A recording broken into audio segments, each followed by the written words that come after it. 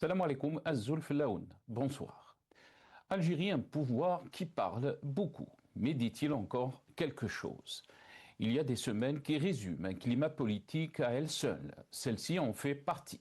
En quelques jours, l'Algérie a offert le spectacle d'un pouvoir omniprésent dans le discours, mais insaisissable dans l'intention.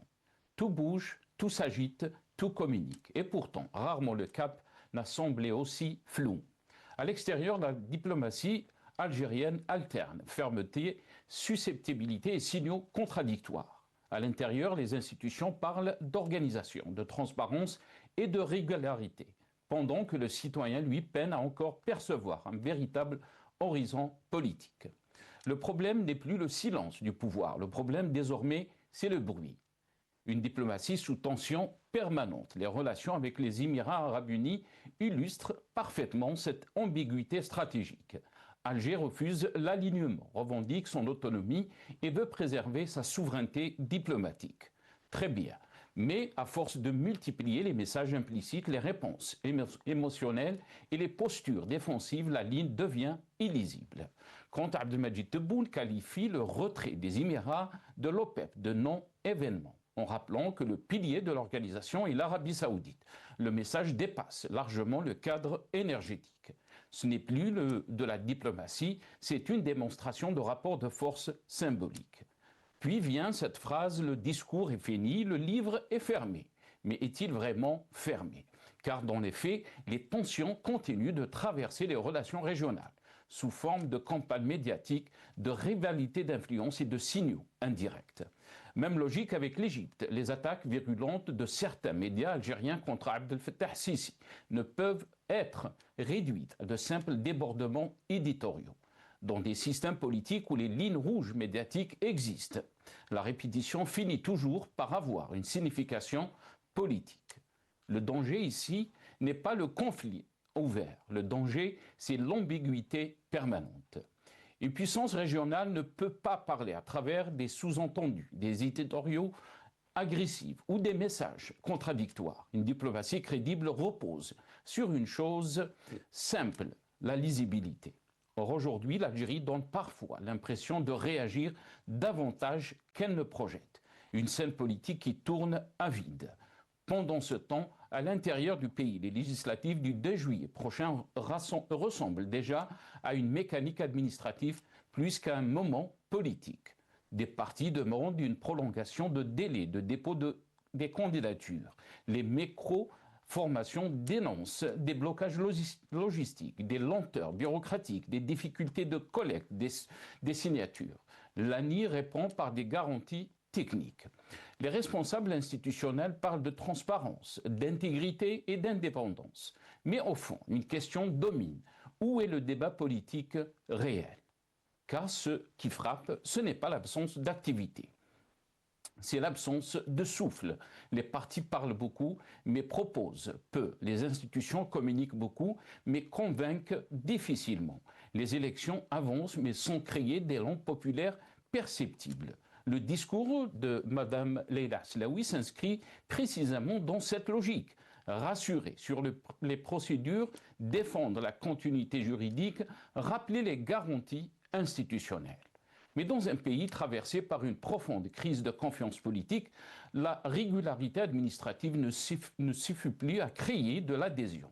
On peut organiser une élection proprement sans réussir à produire une dynamique démocratique. Et c'est peut-être là le vrai malaise actuel. Le système fonctionne techniquement, mais il ne produit plus de récits mobilisateurs. Puis il y a ceux que personne n'explique. L'absence remarquée de Boualem alimente les spéculations dans d'autres systèmes politiques. Ce type de disparition temporaire passerait inaperçu. En Algérie, il devient immédiatement un signal. Pourquoi? Parce que le manque chronique de communication officielle transforme chaque silence en événement politique. Dans les systèmes opaques, l'absence parle autant que la présence. Et c'est là que le problème devient plus profond. Le pouvoir algérien semble parfois subir sa propre culture du secret. À force de verrouiller l'information, il laisse prospérer les interprétations, les rumeurs et les lectures parallèles. Le vide finit toujours par être rempli. et rarement par la version officielle. Gouverner, ce n'est pas seulement gérer. Ce qui se dessine cette semaine, c'est moins une crise qu'une fatigue du sens politique. L'absence donne une impression étrange, celle d'un système qui administre plus qu'il ne dirige, qu'il réagit plus qu'il n'incarne. Or, gouverner ne consiste pas uniquement à gérer des équilibres administratifs ou géopolitiques. Gouverner, c'est produire de la clarté, c'est donner une direction compréhensible, c'est créer un lien entre le sommet et la société. Aujourd'hui, ce lien paraît fragile, parce qu'à l'extérieur, les messages sont souvent brouillés, parce qu'à l'intérieur, le débat politique semble tourner en circuit fermé, parce que les institutions rassurent sur la forme sans répondre aux doutes sur le fond. Et surtout parce qu'au milieu de cette hypercommunication permanente, une question demeure sans réponse. Qui parle réellement au nom du cas politique du pays? Tant que cette réponse restera floue, l'Algérie continuera de donner cette impression paradoxale, celle d'un pouvoir très présent, mais de moins en moins lisible. Nous en débattrons avec nos invités de toutes ces questions, juste après cette petite intro.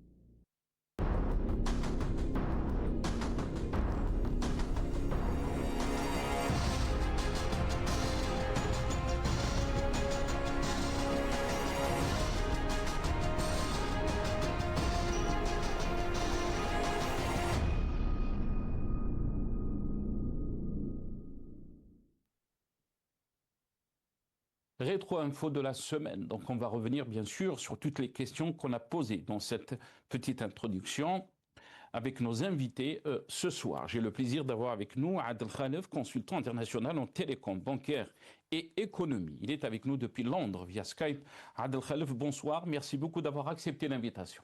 Marhaba bik, c'est Adel. Merci à vous.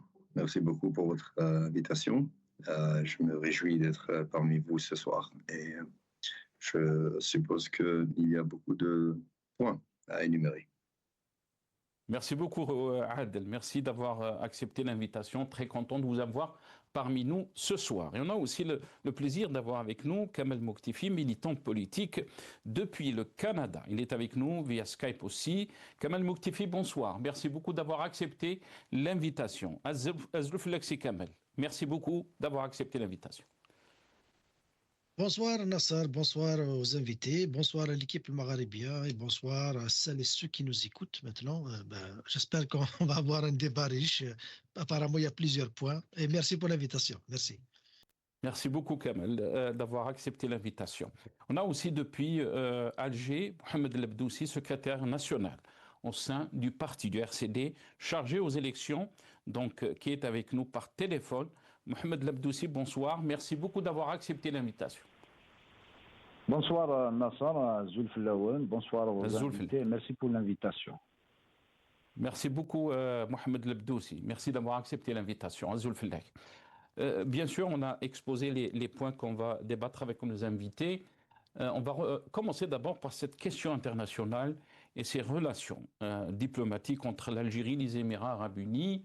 Et on va revenir aussi sur les attaques virulentes par rapport donc au président égyptien Abdel Fattah al-Sisi et surtout le journal Ash-Shuruq.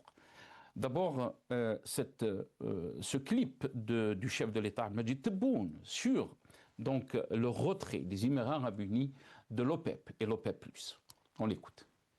هو قراءة وموقف الجزائر من هذا القرار نتاع الإمارات؟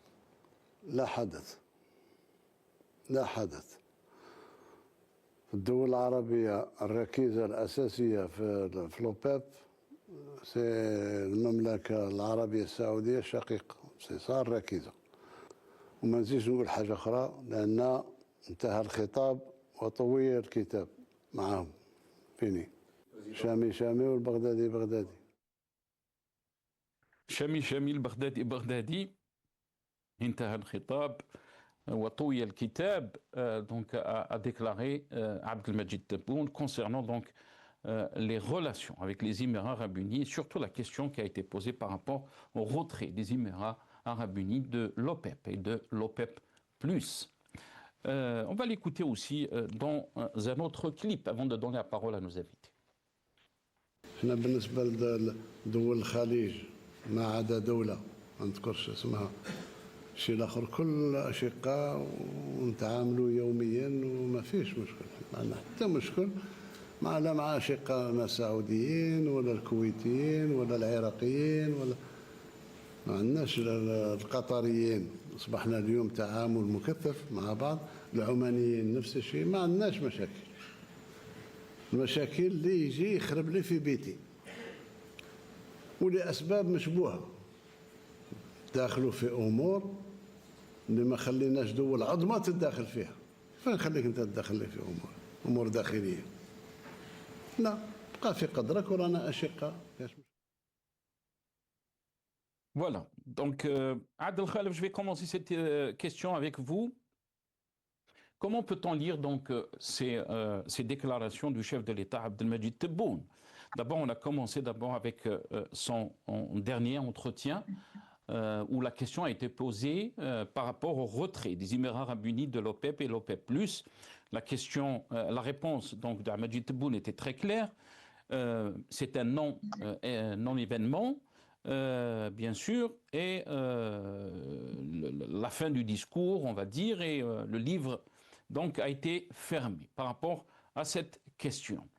Et bien sûr, dans ce deuxième clip, il a parlé de presque les relations avec les pays du Golfe sont en bonne forme, on a de très bonnes relations, il a déclaré avec tous les pays sauf un pays qu'il n'a pas nommé. Et bien sûr, il parle des Émirats arabes unis. Quelle est votre analyse par rapport à ces propos, mais aussi à cette façon de faire de la diplomatie, si on peut dire, Adel Khalef? Très bien. Bon, merci pour votre question. Alors, quand vous dites faire de la diplomatie, déjà le terme en lui-même parle de lui-même. Faire de la diplomatie, ce n'est pas du tout cela. D'où le nom et la définition diplomatie, littéraire et littérale. Quand on se veut diplomate, quelle qu'en soit la personne, que ce soit un président de la République ou un ministre des Affaires étrangères ou un haut responsable, quand on se veut diplomate, dans la pure définition du terme, on se veut quelqu'un qui ait de la retenue, qui choisit un vocabulaire qui reste dans la neutralité, et on essaye de développer, si vous voulez, un peu une intelligence de communication où on maintient, si vous voulez, allez, je vais mettre entre guillemets, on maintient un peu l'ambiguïté. C'est l'art de la diplomatie, pour ne pas heurter les uns pour le bénéfice des autres et vice-versa. Quand on dit que nos relations sont parfaites avec tous les pays, à l'exception d'un pays.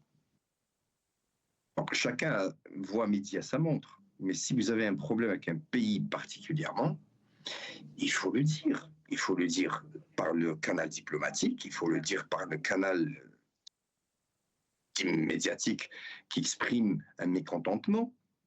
Il faut prendre ses positions. Quand on est un pays, comme on se dit éventuellement, Quwa d'Ariba, quand on est une Quwa d'Ariba, c'est-à-dire qu'on a un pouvoir de s'exprimer, on a une force à imposer, bon, alors on parle ouvertement, et on sait que personne ne peut nous, surtout quand on dit de grandes puissances n'ont pas pu nous secouer, comment est-ce qu'un autre petit pays puisse nous secouer? Non, je ne sais pas, je ne suis pas convaincu moi-même, mais vous savez, ma position est simple, elle est claire, je ne vais pas du tout critiquer le président de la République, je vous l'ai dit plusieurs fois, ça ne m'intéresse pas, ce n'est pas un personnage qui m'intéresse.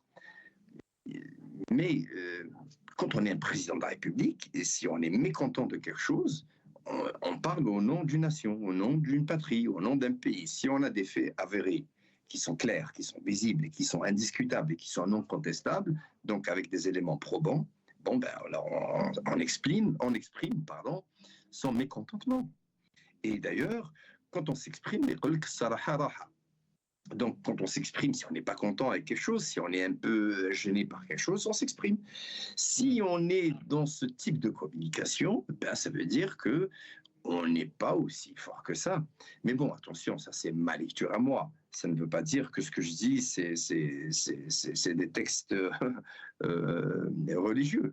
Je veux simplement dire que je pense que quand on est une grande nation, une grande puissance, donc qu'on repose sur une grande diplomatie, quand on a son mot à dire et quand on a le pouvoir de taper du poing sur la table, on s'exprime sans se poser de questions. Donc moi je pense que je ne sais pas quelle est leur définition littéraire et littérale dans le dictionnaire de la diplomatie, mais quand on se veut diplomate, on n'attaque pas. On exprime, on explique, on démontre. On le fait avec souplesse, on le fait avec élégance, on le fait avec style. A priori, ce n'est pas des caractéristiques de la diplomatie d'aujourd'hui. Très bien. Restez avec nous, Adel Khalef. Kamal Mouktefi, qu'est-ce que vous en pensez? Est-ce que la diplomatie algérienne est agressive? Est-ce qu'on peut parler de diplomatie quand on s'exprime de cette façon? Est-ce que la diplomatie avec sous Abdelmajid Tebboune, on va dire que est une diplomatie qui est directe, elle n'est pas dans, entre guillemets, dans l'hypocrisie, mais aussi il y a des questions qui ont été soulevées par plusieurs pays par rapport au rôle des Émirats arabes unis quand il s'agit donc de la politique intérieure de certains pays, et ce point a été soulevé par le chef de l'État Abdelmajid Tebboune. Qu'est-ce que vous en pensez, Kamal Mouktefi? Je ne pense pas que c'est un problème diplomatique parce qu'il dépasse la diplomatie entre deux pays. C'est une relation de guerre des clans intérieure qui s'est prolongée à l'extérieur par les liens qui relient les Émiratis au ce qu'ils appellent l'Aïsaba, qui est en prison. Vous savez que les biens acquis par les Émiratis en Algérie, ils ont pour 30 ans la gestion du port d'Alger, ils ont l'entreprise du tabac, ils ont des biens, l'entreprise de fabrication des engins militaires Mercedes, ils ont beaucoup de biens ici en Algérie. Et c'est des biens acquis durant le règne de Bouteflika, donc le règne de ce qu'ils appellent eux l'Aïsaba, donc le clan qui leur a donné cet avantage, et ces avantages, je dirais ces avantages, aux Émiratis sont en prison. Donc les Émiratis se sentent dans l'obligation de reprendre en main la guerre des clans. Donc Tebboune qui est arrivé au pouvoir avec son clan, avec Gaïd Salah qui a disparu par la suite et tout ça. Donc ceux qui sont avec Tebboune aujourd'hui, c'est soi-disant, c'est ceux qui sont contre les dignitaires du régime de Bouteflika qui sont présentement en prison, militaires et civils. Donc les Émiratis, ils ont continué, ils pensaient faire pression sur le régime de Tebboune, l'influencer à revenir sur ses décisions d'emprisonner leurs alliés, et continuer à les défendre, à les libérer. Mais donc, Tebboune a réagi, c'est le clan de Tebboune a réagi, pas pour défendre les intérêts de l'Algérie, mais c'est pour sauver, protéger son régime des influences des Émiratis qui voulaient le renverser. Oui, vous allez me dire, par ricochet, les intérêts d'Algérie sont touchés quand une force étrangère manœuvre sur le territoire national pour déstabiliser. C'est vrai. C'est toujours utile de le rappeler que quand une puissance étrangère... Mais on parle aussi, Kamal Mouktefi, par exemple, on parle aussi de la présence des Émirats arabes unis au Sahel, et que peut-être même les Émirats arabes unis aident le Mali. C'est ce qu'on avance donc surtout en Algérie. Est-ce que vous pensez que l'Algérie aussi réagit par rapport à ses intérêts, par rapport à sa sécurité, Kamal Mouktefi? Oui, bien sûr. Quand une force étrangère menace le régime qui gouverne comme l'Algérie, automatiquement, le régime il est en danger et la stabilité du pays il est en danger aussi. Mais eux, ils justifient leurs attaques contre les Émiratis uniquement en s'appuyant sur le risque, sur la stabilité. Effectivement, quand on essaye de déstabiliser la gouvernance de Tebboune à l'extérieur, dans la zone sahélienne, en essayant de le déranger dans ses relations avec les pays africains, vous savez que les Émiratis actuellement, ils ne travaillent pas seuls, ils travaillent avec d'autres puissances, avec d'autres pays qui ne sont pas forcément des amis de l'Algérie. Donc, automatiquement, déranger le régime, c'est déranger les intérêts de la nation, déranger la stabilité de la nation algérienne. Automatiquement, le pouvoir algérien, il se doit d'être honnête envers le peuple algérien. Si les Émiratis aujourd'hui sont dangereux pour l'Algérie, c'est parce qu'ils ont un problème en premier lieu avec le régime lui-même, avec le régime de Tebboune. Je ne dirais pas que si on enlève le régime de Tebboune, les Émiratis vont devenir bons, mais pourquoi leur avons donné d'abord tous ces avantages en Algérie pour les chasser maintenant? Et notre question, le bonhomme qui joue au boumdianiste, Boumedienne, il a nationalisé les hydrocarbures. Quand il a chassé les entreprises françaises, il les a remplacées par les entreprises américaines dans les hydrocarbures et reprendre en main l'exploration et l'exploitation Mais pourquoi Tebboune ne suit pas son maître en nationalisant les intérêts des Émiratis en Algérie? Récupérer le... Eh bien, on va... Comment se fait-il? Il faut être cohérent. Nous avons créé toute une tempête avec le Maroc. On a coupé le gazoduc, on a fait ceci, cela. Pourquoi on ne le fait pas avec les Émiratis? On récupère le port, on récupère l'entreprise, et puis on leur donne ce qu'ils veulent comme argent, et puis qu'ils dégagent d'ici. Puis s'ils posent un problème sérieux pour la stabilité de la nation, c'est ce qu'on aurait dû faire. Nationaliser leurs biens, les dédommager, et puis on s'en débarrasse définitivement. Et puis il n'y a plus d'ambassade, il n'y a rien du tout. Ça serait cohérent, et puis le peuple va l'applaudir. Mais pourquoi il ne le fait pas? Très bien. Je me pose la question qui est posée. Restez avec nous, Kamal Mouktifi. Mohamed Lebdoussi, comment vous voyez les choses, bien sûr, mais aussi au sein du parti dont vous appartenez, le RCD, par rapport donc à l'exercice diplomatique? Beaucoup d'observateurs disent que la diplomatie algérienne est réactive, elle est agressive, mais est-ce qu'on peut parler d'agressivité, est-ce qu'on peut parler de réaction quand on entend les propos du chef de l'État, Abdelmadjid Tebboune, quand il s'agit des relations avec les Émirats arabes unis, mais aussi Kamal Mouktifi a soulevé la question de l'incohérence. Et on se rappelle, Soundbite 6, nos amis de la régie, pardon, on se rappelle des déclarations qui ont été faites par Abdelmadjid Tebboune sur Abdel Fattah al-Sisi. Abdelmadjid Tebboune avait déclaré qu'Abdel Fattah al-Sisi est un frère. La vidéo n'est pas prête, en train de me parler à l'oreillette. Mais cette semaine, on a vu des titres qui soulèvent des questions et des interrogations. Bien sûr, parce qu'il y a eu des attaques contre le président égyptien Abdel Fattah al-Sisi, surtout par rapport donc, au journal Ash-Shuruq. Qu'est-ce que vous en pensez, Mohamed Lebdoussi? Tout d'abord, je tiens à rappeler que des Algériens ont été emprisonnés parce qu'ils ont justement dénoncé l'ingérence et l'immixtion des Émirats arabes unis en Algérie, mais aussi aux frontières algériennes. Il faut toujours rappeler que pendant la période du Hirak, des Algériens qui ont dénoncé dans les marches cette ingérence émiratie ont été mis en prison, par la suite acquittés de toute accusation des mois après des mois d'emprisonnement. Ça, c'est le premier élément. C'est vrai que je partage l'incohérence de la diplomatie algérienne, mais c'est la redéfinition totale de la diplomatie qu'il faut que les autorités, le pouvoir algérien apprennent. C'est le manque de stratégie globale. C'est-à-dire, ils doivent... Allô? Oui, on vous entend très bien, Mohamed.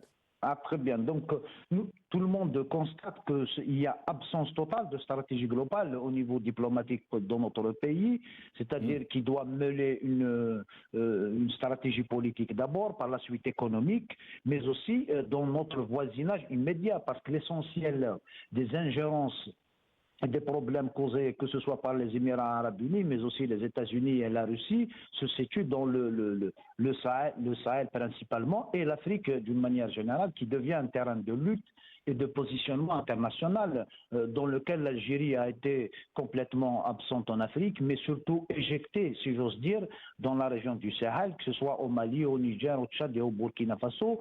Tout récemment, juste qu'on a vu un redéploiement, timide soit-il, de l'Algérie au niveau de cette région. Nous sommes devant une diplomatie complètement désorientée, qui manque de cohérence effectivement, mais aussi d'un cap stratégique. L'absence, la priorité des dirigeants algériens n'est pas de se déployer sur le plan diplomatique pour créer des zones d'influence qui vont permettre un déploiement politique, mais aussi et surtout un déploiement économique de notre pays, parce que la finalité d'un déploiement diplomatique, c'est justement permettre aux entreprises, permettre à l'économie d'un pays de pouvoir c'est-à-dire se déployer dans ces différents pays.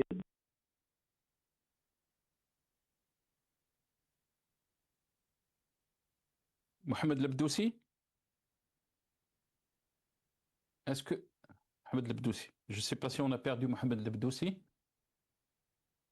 Ah, je pense il y a eu une coupure donc avec notre invité, Mohamed Lebdoussi, espérant donc on va rétablir la communication très très rapidement avec Mohamed Lebdoussi. Adel Khalef, je reviens vers vous par rapport à cette question, par rapport aussi à cette incohérence.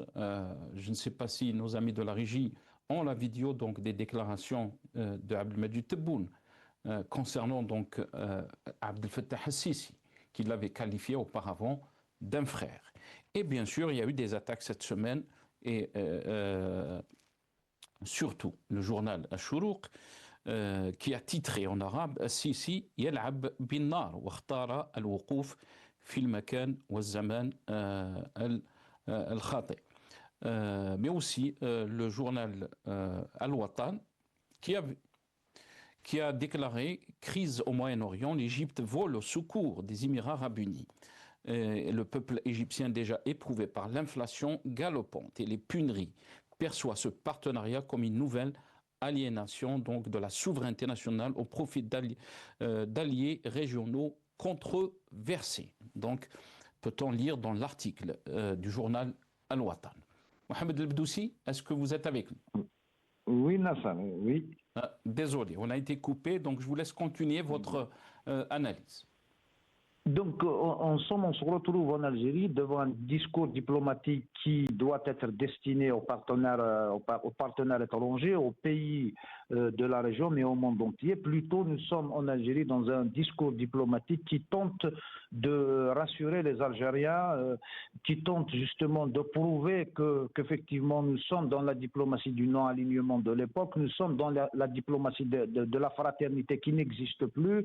Le principe numéro un en diplomatie, c'est justement une question d'intérêt commun, d'intérêt de relations d'égal à égal avec les États, mais qui doit profiter en premier lieu aux populations du pays et à notre communauté à l'étranger, ce qui n'est pas le cas malheureusement dans la diplomatie algérienne, mais notamment depuis l'arrivée de M. Tebboune à la chefferie de l'État. Rien qu'à voir notre relation avec l'Espagne après une rupture de plus d'une année pour un retour à la normale en disant encore une fois que l'Espagne est un pays frère. Nous avons tout récemment vu la relation très tendue et compliquée avec la France pour que l'ambassadeur français reprend sa place après toutes les attaques qu'il a reçues, notamment dans la presse algérienne. Donc c'est une diplomatie qui ne dispose pas de cap, mais surtout elle est désorientée et qui ne travaille absolument pas les intérêts du pays, ni sur le plan de l'influence politique.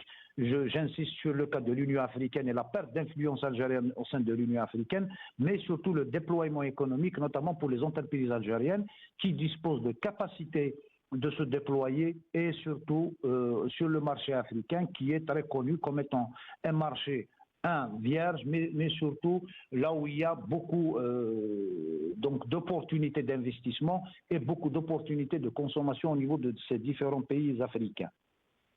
Très bien. Restez avec nous, Mohamed Lebdoussi. Adel Khalef, je reviens à vous d'abord, à vous de vous donner la parole. On va Écoutez dans ce clip les déclarations de Abdelmajid Tebboune, le chef de l'État, concernant le président égyptien Abdel Fattah el-Sisi. مع مصر يعني رانا مصر بيننا وبينهم 60 70 سنة تاريخ تكامل وتخالط مع السيسي. أنا بالنسبة لي أخ الرئيس عبد الفتاح السيسي والمصريين كل بصفة عامة. مصر ما عدا المناوشة اللي وقعت تاع شباب هذيك تاع كورة ما كورة هذيك فولكلور ماهوش علاقة. مصر لما هاجمونا في 63 أول جيش اللي جا الطيارات تاعو الدبابات تاعو هو الجيش المصري أنا شفته. وأنا ذاك كان مبارك رحمه الله كان سيتي ان بيلوت. لما احتاجوا رجال سيبوا مدين ما قصرش. والى يومنا هذا احنا اليوم رانا نعتبر نفسنا في خندق واحد. تبقى الرؤى تختلف حتى داخل بلاد واحده الاحزاب ما عندهمش نظره واحده. اذا مصر ما عندنا بالعكس احنا اللي يمس مصر يمسنا. وما نقبلش باش يكون في عدوان على مصر ولا ابدا. ورانا بنفس الرغبه اللي كانت عند سي بومدين رحمه الله بالنسبه هو وجمال عبد الناصر هو مع المرحوم السادات ولا مع. Voilà. Adel Khalef, comment peut-on expliquer cette incohérence? Bien sûr, les déclarations du chef de l'État disent que Masr Sisi c'est un frère. Alors quand on vient par exemple cette semaine, Chourouk qui titre en grand titre Sisi Yel'ab Benna, joue avec le feu. Et bien sûr on voit la photo du président égyptien et la photo bien sûr de Mohamed Ben Zayed. Et là bien sûr on se pose la question par rapport donc au cap de la diplomatie algérienne et la vision de notre diplomatie. Je pense que aussi Mohamed Lebdoussi a rappelé le côté économique qui est lié aussi à la diplomatie. Des milliers d'Algériens y vivent aux Émirats Arabes Unis. Il y a des milliers d'Algériens aussi qui ont investi, qui ont acheté des biens aux Émirats Arabes Unis. Quelle est votre analyse par rapport à tout ça, Adel Khalef? Bon, alors par rapport aux commentaires que j'ai entendus par-ci par-là, donc je salue par rapport à la situation de la diplomatie de notre pays, du moins la situation de la diplomatie aujourd'hui. Quand je dis aujourd'hui, ça veut dire depuis quelques années, depuis 5-6 ans, depuis que le président de la République, M. Abdelmajid Tebboune, donc aurait accédé au pouvoir. Je pense que je ne pourrais pratiquement rien rajouter de plus par rapport aux déclarations de votre invité depuis Alger, Mohamed.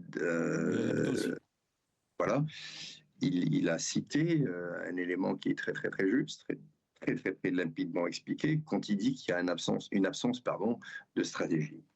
Et effectivement, il y a une absence de stratégie, et je veux vous confirmer cela en donnant donc une démonstration, une explication. Alors, après, puis on revient rapidement, je vais essayer d'être court et concis. Donc. Alors, d'abord, vous avez une position de la presse algérienne qui s'attaque à El-Sisi. Bon. Vous savez, une presse qui s'attaque à un président, c'est pas une décision fortuite. Si une presse s'est décidée d'attaquer un président, ça veut dire qu'on a un go ahead, c'est-à-dire on a allez-y, c'est-à-dire on a une bénédiction d'en haut. En haut, je ne sais pas qui c'est. En tout cas, c'est un ensemble de personnes qui ont le pouvoir de décider de l'influence de la communication. Puis il ne faut pas oublier une chose, tout ce qui est dit ne peut plus être non dit. Ça veut dire que quand on écrit quelque chose, on influence l'opinion publique d'abord. Parce qu'attention, ces articles de presse, à l'encontre d'El-Sisi, il ne faut pas oublier que la presse, c'est ce que le peuple lit, parce qu'il y a un lectorat. Donc, on essaie indirectement attaquer l'Égypte. Enfin, je pense, à mon avis, c'est la lecture que j'ai. Peut-être que je n'ai pas une bonne vision. Mais si on attaque un président d'une nation via voie de presse, et on ne le fait pas via voie officielle, donc diplomatique ou politique ou autre, c'est-à-dire formelle, ça veut dire qu'on est faible. On a besoin d'emprunter un canal de communication parce qu'on n'ose pas les dire des choses frontalement. D'une part. D'autre part, El-Sisi est un homme qui a une politique. Il est souverain dans son pays, il a pris des décisions, c'est son problème. L'Algérie est un pays qui est souverain aussi. Là, c'est problème. Si demain El-Sisi donne des positions sur l'Algérie, on est de droit de répondre. Mais aujourd'hui, nous, on est en train de juger le président égyptien El-Sisi par rapport à des décisions autres qui ne relèvent pas de l'Algérie. Donc, on s'ingère indirectement, si vous voyez un peu la chose. On s'ingère dans ces décisions à l'international. Et ça, c'est pas très fin diplomatiquement. C'est pas de la qualité diplomatique, ça. Pourquoi on a envie de juger ces décisions? Même si notre position par rapport à Palestine, elle est intacte, on tient une ligne de conduite. Si un autre pays, frère, quand certains aiment bien utiliser ce qualificatif frère, quand on est frère de quelqu'un, on lui parle directement. Vous savez, quand on est frère de quelqu'un, on ne va pas lui communiquer notre position par rapport à via voie de presse. On lui parle ouvertement. Allez, c'est Mohamed Danaya, ce que vous dites là ne me plaît pas. Ce que vous faites là ne me plaît pas. Votre position ne m'intéresse pas, me déplaît. Donc, est-ce qu'on pourrait discuter par rapport à ça? Sachant que, bon, mais vous savez, vous connaissez le vieil adage, les Arabes se sont mis d'accord à ne pas se mettre d'accord. À toute fin utile. Ce qui est important de noter, ce qui est très très important, c'est qu'aujourd'hui, pourquoi il y a une incohérence dans la diplomatie algérienne? On a un problème avec les Émirats. Il ne faut pas oublier que les Émirats est un pays qui a des relations très développées, extrêmement développées, beaucoup plus que nous d'ailleurs, avec les États-Unis. Or, El-Sisi, ça fait pas longtemps, a envoyé des avions pour soutenir les Émirats. Donc sa décision d'essayer d'aider les Émirats, c'est sa décision à lui souveraine. Nous, d'abord, d'une part, on n'est pas supposé la juger, et puis parce que ça concerne un pays qui est l'Iran. Il ne faut pas oublier que l'Algérie, il y a quelques mois, a condamné les décisions d'attaque des pays du Moyen-Orient. Donc si l'Algérie condamne les attaques de l'Iran sur les pays du Moyen-Orient et que Sisi, lui, décide d'envoyer ses avions pour aider le Moyen-Orient, donc il y a une contradiction, il y a un non-sens ici quelque part. Vous comprenez?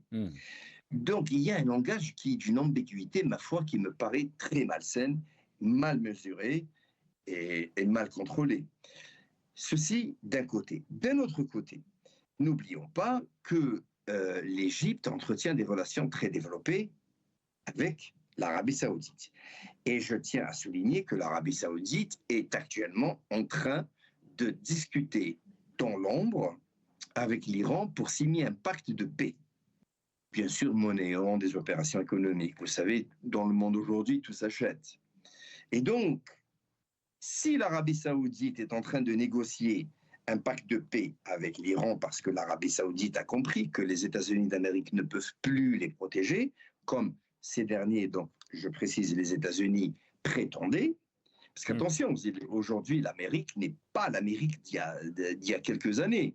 L'Amérique aujourd'hui est dans une position très fragile, d'où le déplacement de Donald Trump récemment en Chine. Il a été demandé du secours, hein, entre guillemets, parce qu'aujourd'hui, la Chine a une position extrêmement lourde, puissante et forte, qui a fait que l'Iran, vous savez que l'attaque américaine contre l'Iran est un échec interstellaire.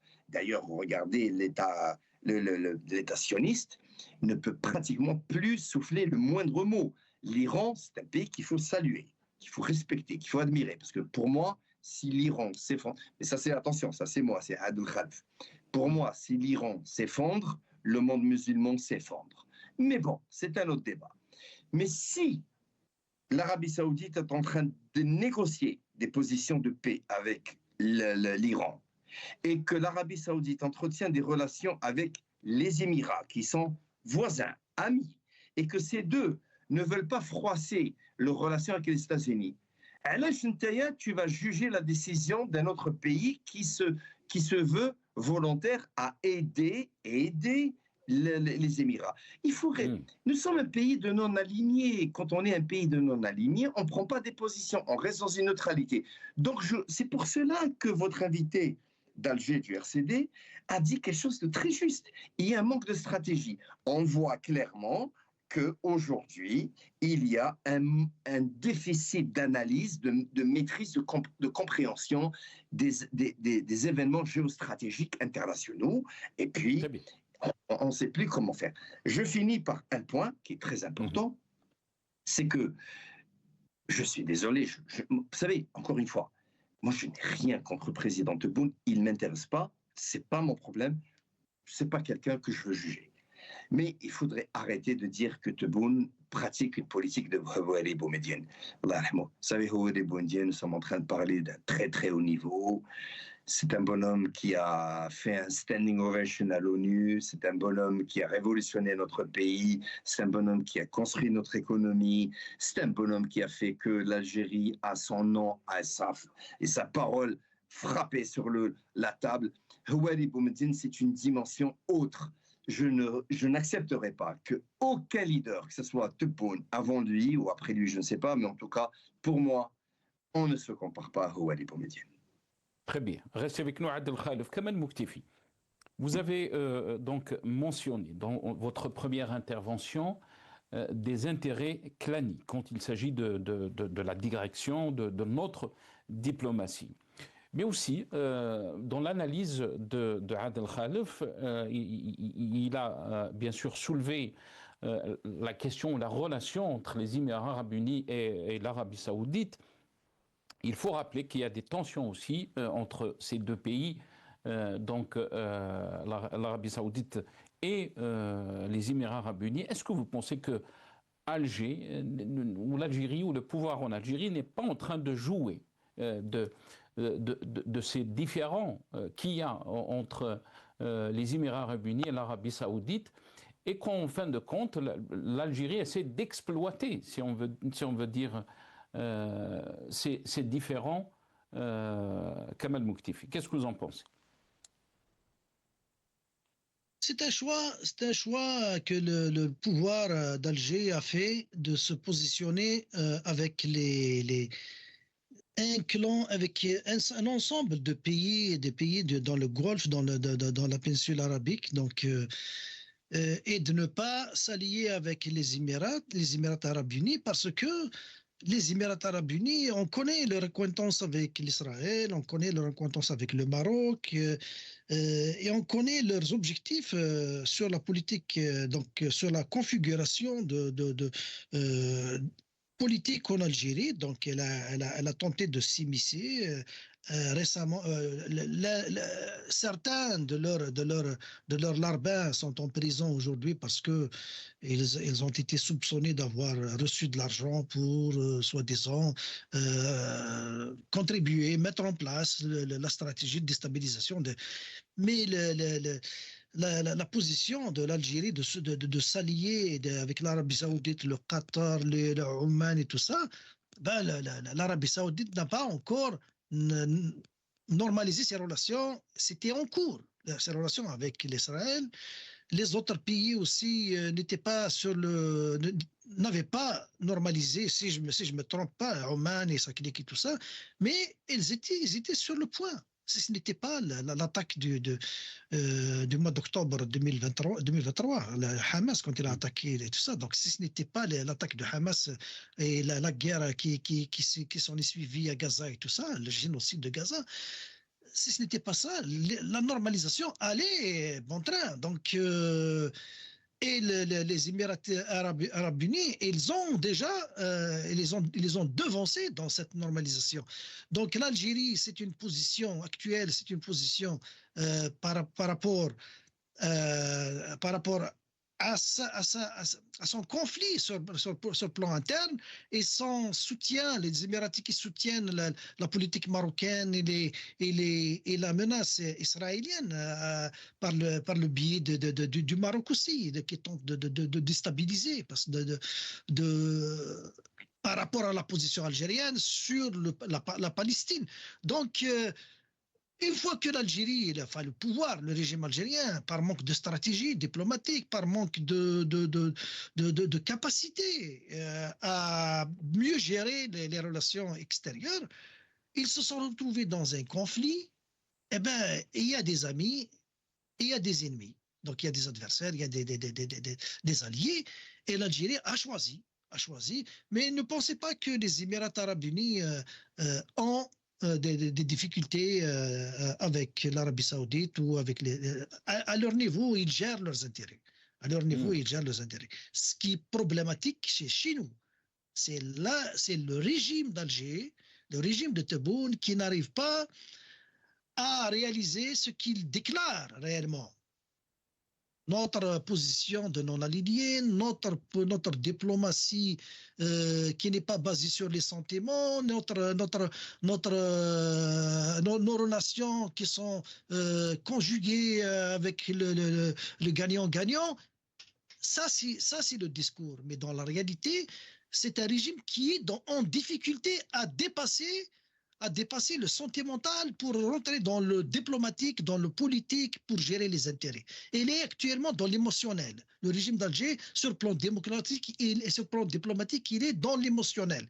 Il est dans le sentimental. Il n'est pas réellement le politique, dans la gestion des intérêts, dans le gagnant-gagnant et tout ça. Sinon, pourquoi activer Chorouk pour attaquer l'Égypte?